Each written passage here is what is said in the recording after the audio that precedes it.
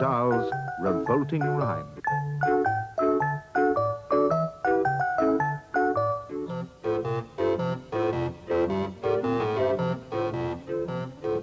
Snow White and the Seven Dwarfs.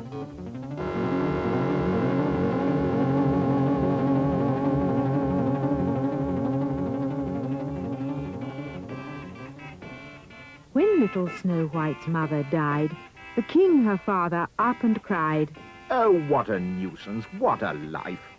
Now I must find another wife. It's never easy for a king to find himself that sort of thing. He wrote to every magazine and said, I'm looking for a queen. At least 10,000 girls replied and begged to be the royal bride. The king said with a shifty smile, I'd like to give each one a trial. However, in the end, he chose a lady called Miss Maclehose, who brought along a curious toy that seemed to give her endless joy. This was a mirror framed in brass, a magic, talking, looking glass. Ask it something day or night, it always got the answer right. For instance, if you were to say, Oh, mirror, what's for lunch today? The thing would answer in a trice, Today it's scrambled eggs and rice. Now, every day, week in, week out, the spoiled and stupid queen would shout, Oh, mirror, mirror on the wall, who is the fairest of them all? The mirror answered every time, Oh, madam, you're the queen sublime. You are the only one to charm us. Queen, you are the cat's pyjamas. For 10 whole years, the silly queen repeated this absurd routine. Then suddenly, one awful day, she heard the magic mirror say, From now on, Queen, you're number 2. Snow White is prettier than you. The queen went absolutely wild. She yelled, I'm going to scrag that child! I'll cook her flaming goose! I'll skin her! I'll have her rotten guts for dinner! She called the huntsman to her study. She shouted at him, Listen, buddy, you drag that filthy girl outside and see you take her for a ride. Thereafter slit her ribs apart and bring me back her bleeding heart. The huntsman dragged the lovely child deep, deep into the forest wild. Fearing the worst, poor Snow White spake. She cried, Oh, please give me a break. The knife was poised, the arm was strong. She cried again, I done you wrong. The huntsman's heart began to flutter. It melted like a pound of butter. He murmured, Okay, beat it, kid. And you can bet your life she did. Later, the huntsman made a stop within the local butcher's shop, and there he bought, for safety's sake, a bullock's heart and one nice steak. Oh, Majesty, oh, Queen, He cried, that rotten little girl has died, and just to prove I didn't cheat, I brought along these bits of meat. The Queen cried out, Bravissimo! I trust you killed her nice and slow. Then, this is the disgusting part, the Queen sat down and ate the heart. I only hope she cooked it well. Boiled heart can be as tough as hell. While all of this was going on, oh, where had Snow White gone? She'd found it easy, being pretty, to hitch a ride into the city, and there she'd got a job unpaid as general cook and parlour-maid with 7 funny little men, each one not more than 3'10", ex-horse-race jockeys, all of them. These 7 dwarfs, though awfully nice, were guilty of one shocking vice. They squandered all of their resources at the racetrack backing horses. When they hadn't backed a winner, none of them got any dinner. One evening, Snow White said, Look here, I think I've got a great idea. Just leave it all to me, okay? And no more gambling till I say. That very night, at eventide, young Snow White hitched another ride, and then, when it was very late, she slipped in through the palace gate. The king was in his counting-house, counting out his money. The queen was in the parlour, eating bread and honey. The footman and the servants slept, so no one saw her as she crept on tiptoe through the mighty hall and grabbed the mirror off the wall. As soon as she had got it home, she told the senior dwarf, or gnome, to ask it what he wished to know. Go on, she shouted, have a go. He said, Oh, mirror, please don't joke. Each one of us is stony broke.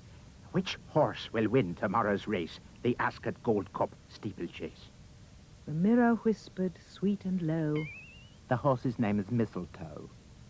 The dwarfs went absolutely daft. They kissed young Snow White fore and aft, then rushed away to raise some dough with which to back old Mistletoe.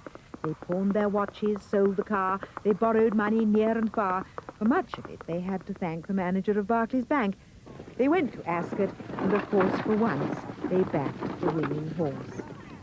Thereafter, every single day, the mirror made the bookies pay. Each dwarf and Snow White got a share, and each was soon a millionaire, which shows that gambling's not a sin, provided that you always win.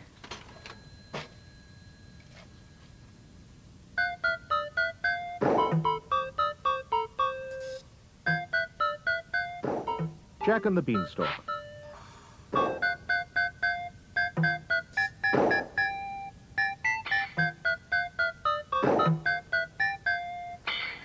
Jack's mother said, "Here's Stony Brook. Go out and find some wealthy bloke who'll buy our cow. Just say she's sound and worth at least £100, but don't you dare to let him know that she's as old as Billy-O." Jack led the old brown cow away and came back later in the day and said, "Oh, Mumsy dear, guess what your clever little boy has got? I really don't know how, a super trade-in for our cow." The mother said, "You little creep, I'll bet you sold her much too cheap." when Jack produced one lousy bean, his startled mother, turning green, leaped high into the air and cried, "I'm absolutely stupefied. You crazy boy, do you really mean you sold our Daisy for a bean?" She snatched the bean, she yelled, "You chump!" and flung it on the rubbish dump. Then, summoning up all her power, she beat the boy for half an hour, using, and nothing could be meaner, the handle of a vacuum cleaner. At 10 p.m. or thereabout, the little bean began to sprout. By morning, it had grown so tall you couldn't see the top at all. Young Jack cried. "Mum, admit it now. It's better than a rotten cow." The mother said, "You lunatic! Where are the beans that I can pick? There's not one bean. It's bare as bare." "No, no," cried Jack. "you look up there. Look very high, and you'll behold each single leaf is solid gold." By gollykins, the boy was right. Now, glistening in the morning light, the mother actually perceives a mass of lovely golden leaves. She yells out loud, "My scented souls! I'll sell the Minnie, buy her rolls. Don't stand and gape, you little clot. Get up there quick and grab the lot." Jack was nimble, Jack was keen. He scrambled up the mighty bean. Up, up he went without a stop, but just as he was near the top, a ghastly, frightening thing occurred. Not far above his head he heard a big, deep voice, a rumbling thing that made the very heavens ring. It shouted loud, "Fee, fi, fo, fum, I smell the blood of an Englishman." Jack was frightened, Jack was quick, and down he climbed in half a tick. "Oh, Mum, He gasped, believe you me, there's something nasty up her tree. I saw him, Mum. My gizzard froze. A giant with a clever nose." "A clever nose?" his mother hissed. "You must be going round the twist." "He smelled me out, I swear it, Mum. He said he smelled an Englishman." The mother said, "And well he might. I've told you every single night to take a bath because you smell, but would you do it? Would you, hell? You even make your mother shrink because of your unholy stink." Jack answered, "Well, if you're so clean, why don't you climb the crazy bean?" The mother cried. "By gad, I will. There's life within the old dog still." She hitched her skirts above her knee and disappeared right up the tree. Now, would the giant smell his mum? Jack listened for the fee-fo-fum. He gazed aloft. He wondered when the dreaded words would come. And then, from somewhere high above the ground, there came a frightful crunching sound. He heard the giant mutter twice, "By gosh, that tasted very nice. Although," and this in grumpy tones, "I wish there weren't so many bones." "By Christopher," Jack cried. "by gum, the giant's eaten up my mum. He smelled her out. She's in his belly. I had a hunch that she was smelly." Jack stood there gazing longingly upon the huge and golden tree. He muttered softly, "Golly gosh, I guess I'll have to take a wash if I am going to climb this tree without the giant smelling me. In fact, a bath's my only hope." He rushed indoors and grabbed the soap. He scrubbed his body everywhere. He even washed and rinsed his hair. He did his teeth, he blew his nose, and went out smelling like a rose. Once more he climbed the mighty bean. The giant sat there, gross, obscene, muttering through his vicious teeth, while Jack sat tensely just beneath. muttering loud, "Fee-fi-fo-fum! Right now I can't smell anyone." Jack waited till the giant slept. Then out along the boughs he crept and gathered so much gold I swear he was an instant millionaire. A bath He said, does seem to pay. I'm going to have one every day.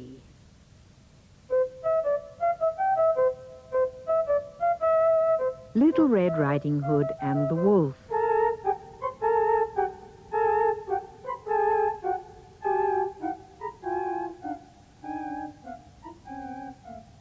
As soon as Wolf began to feel that he would like a decent meal, he went and knocked on Grandma's door. When Grandma opened it, she saw the sharp white teeth, the horrid grin, and Wolfie said, "May I come in?" Poor Grandmama was terrified. "He's going to eat me up," she cried. And she was absolutely right. He ate her up in one big bite. But Grandmama was small and tough, and Wolfie wailed, "That's not enough. I haven't yet begun to feel that I have had a decent meal. He ran around the kitchen yelping, I got to have another helping. then added with a frightful leer, I'm therefore going to wait right here till little Miss Red Riding Hood comes home from walking in the wood." He quickly put on Grandma's clothes. Of course he hadn't eaten those. He dressed himself in coat and hat. He put on shoes, and after that he even brushed and curled his hair, then sat himself in Grandma's chair. In came the little girl in red. She stopped. She stared. And then she said, "What great big ears you have, Grandma," "All the better to hear you with." the wolf replied. "What great big eyes you have, Grandma," said Little Red Riding Hood. "All the better to see you with." the wolf replied. He sat there watching her and smiled. He thought, I'm going to eat this child. Compared with her old grandmama, she's going to taste like caviar. Then Little Red Riding Hood said, "But Grandma, what a lovely great big furry coat you have on," That's wrong! cried Wolf.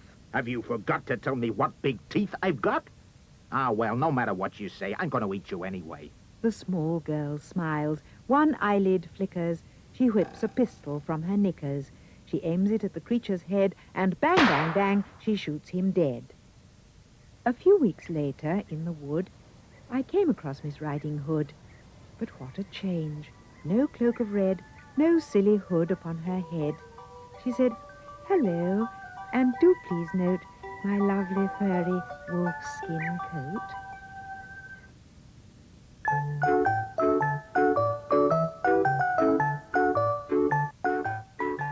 The Three Little Pigs.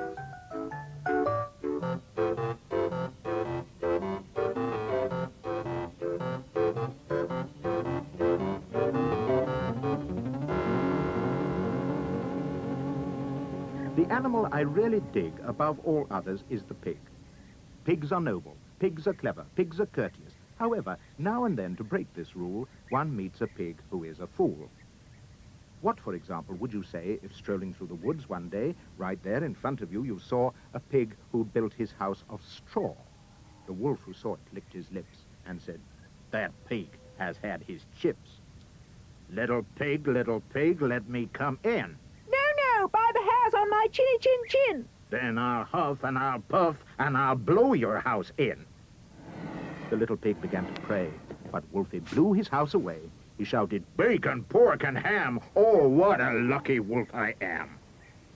And though he ate the pig quite fast, he carefully kept the tail till last. Wolf wandered on, a trifle bloated. Surprise, surprise, for soon he noted another little house for pigs. And this one had been built of twigs. Little pig, let me come in. No, by the hairs on my chinny chin chin. Then I'll huff and I'll puff and I'll blow your house in. The wolf said, Okay, here we go. and he began to blow and blow. The little pig began to squeal. He cried, "Oh, Wolf, you've had one meal. Why can't we talk and make a deal?" The wolf replied, Not on your Nelly. and soon the pig was in his belly. Two juicy little pigs, Wolf cried. But still I am not satisfied. I know full well my tummy's bulging, but oh, how I adore indulging. So, creeping quietly as a mouse, the wolf approached another house. a house which also had inside a little piggy trying to hide. But this one, piggy number 3, was bright and brainy as could be. No straw for him, no twigs or sticks. This pig had built his house of bricks. You'll not get me! The piggy cried. I'll blow you down, the wolf replied. You'll need Pig said. a lot of puff, and I don't think you've got enough. Wolf huffed and puffed and blew and blew. The house stayed up as good as new. If I can't blow it down, Wolf said, I'll have to blow it up instead. I'll come back in the dead of night and blow it up with dynamite. Pig cried. You brute! I might have known. Then picking up the telephone, he dialed as quickly as he could the number of Red Riding Hood. Hello? She said. Who's speaking? Who? Oh, hello, Piggy. How do you do? Pig cried. I need your help, Miss Hood. Oh, help me, please. Do you think you could? I'll try, of course. Miss Hood replied. What's on your mind? A wolf. Pig cried. I know you've dealt with wolves before, and now I've got one at my door. My darling Pig. She said. My sweet. That's something really up my street. I've just begun to wash my hair, but when it's dry, I'll be right there. A short while later, through the wood, came striding brave Miss Riding Hood. The wolf stood there, his eyes ablaze and yellowish like mayonnaise. His teeth were sharp, his gums were raw, and spit was dripping from his jaw. Once more the maiden's eyelid flickers. She draws the pistol from her knickers. Once more she hits the vital spot and kills him with a single shot.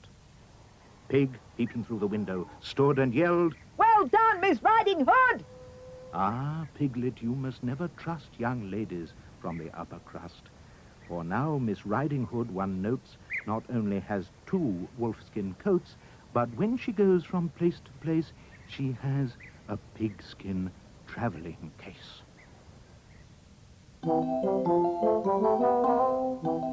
Goldilocks and the 3 Bears. This famous, wicked little tale should never have been put on sale. It is a mystery to me why loving parents cannot see that this is actually a book about a brazen little crook. Had I the chance, I wouldn't fail to clap young Goldilocks in jail.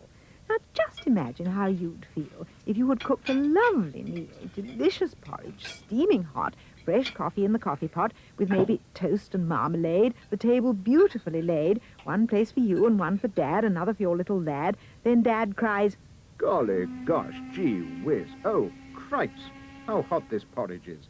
Let's take a walk along the street until it's cool enough to eat. He adds, An early morning stroll is good for people, on the whole. It makes your appetite improve. It also helps your bowels to move.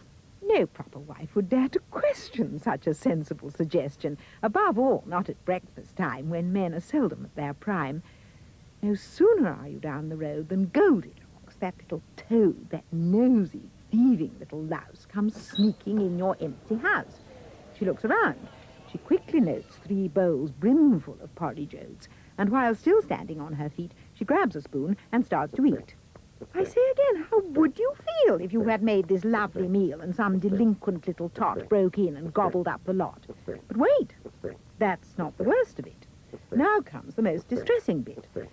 You are, of course, a house-proud wife, and all your happy married life you have collected lovely things like gilded cherubs wearing wings and furniture by Chippendale bought at some famous auction sale. But your most special, valued treasure, the piece that gives you endless pleasure, is one small children's dining chair, Elizabethan, very rare. It is, in fact, your joy and pride passed down to you on Grandma's side. But Goldilocks, like many freaks, does not appreciate antiques. She doesn't care, she doesn't mind, and now she plonks her fat behind upon this dainty, precious chair, and crash! It busts beyond repair. A nice girl would at once exclaim, Oh dear, oh heavens, what a shame. Not Goldie. She begins to swear. She bellows, What a lousy chair! And uses one disgusting word that luckily you've never heard. I dare not write it, even hint it. Nobody would ever print it. You'd think by now this little skunk would have the sense to do a bunk. But no, I very much regret she hasn't nearly finished yet. Deciding she would like a rest, she says, Let's see which bed is best. Upstairs she goes and tries all 3. here comes the next catastrophe. Most educated people choose to rid themselves of socks and shoes before they clamber into bed. But Goldie didn't give a shred. Her filthy shoes were thick with grime and mud and mush and slush and slime. Worse still, upon the heel of one was something that a dog had done. I say once more, what would you think if all this horrid dirt and stink was smeared upon your eiderdown by this revolting little clown? The famous story has no clues to show the girl removed her shoes. Oh, what a tale of crime on crime. Let's check it for a second time. Crime 1, the prosecution's case. She breaks and enters someone's place. Crime 2, the prosecutor notes. She steals a bowl of porridge oats. Crime 3, she breaks a precious chair belonging to the baby bear. Crime 4, she smears each spotless sheet with filthy messes from her feet. A judge would say without a blink. 10 years hard labour in the clink. But in the book, as you will see, the little beast gets off scot-free, while tiny children near and far shout, "Goody good, hooray, hurrah! Poor darling Goldilocks," they say. "Thank goodness that she got away." Myself, I think I'd rather send young Goldie to a sticky end. "Oh, Daddy," cried the baby bear, "my porridge gone, it isn't fair." Then go upstairs. The big bear said. Your porridge is upon the bed, but as it's inside Mademoiselle, you'll have to eat her up as well.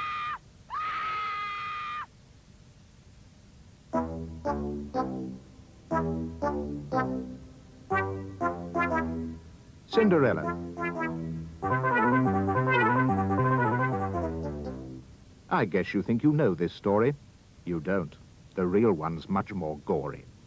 The phony one, the one you know, was cooked up years and years ago and made to sound all soft and sappy just to keep the children happy.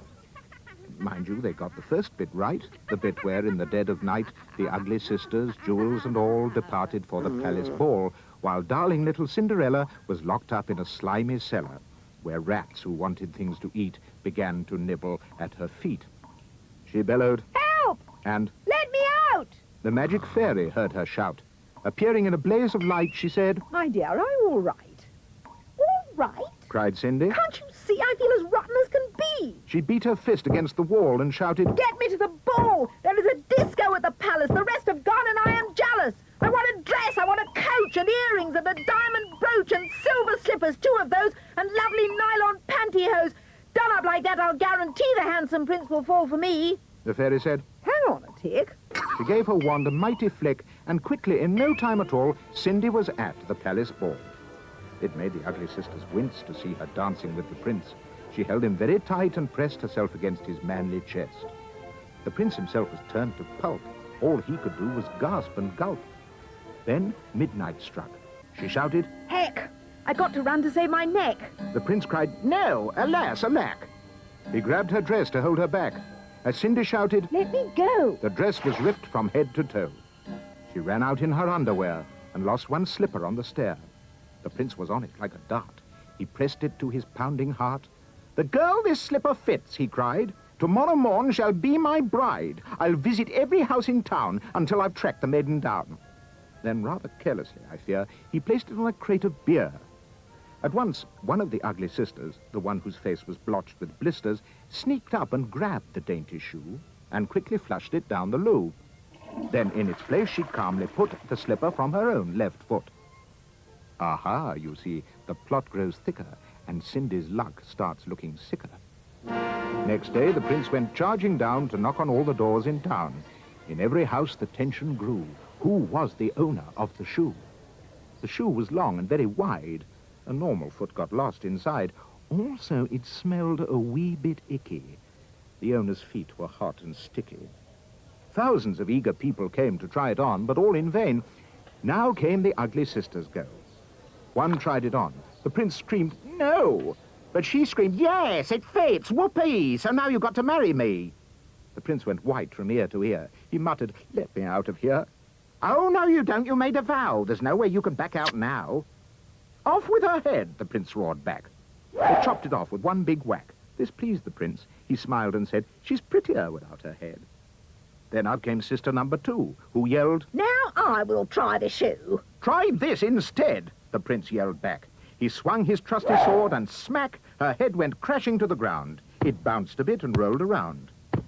In the kitchen, peeling spuds, Cinderella heard the thuds of bouncing heads upon the floor and poked her own head round the door. What's all the racket? Cindy cried.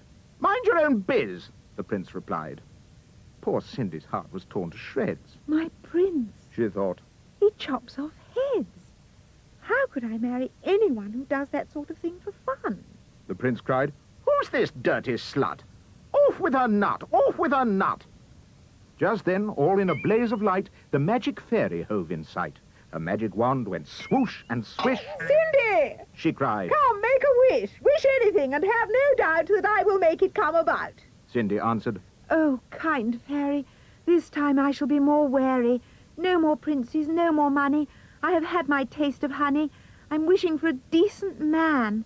They're hard to find. Do you think you can? Within a minute, Cinderella was married to a lovely fella, a simple jam maker by trade, who sold good homemade marmalade.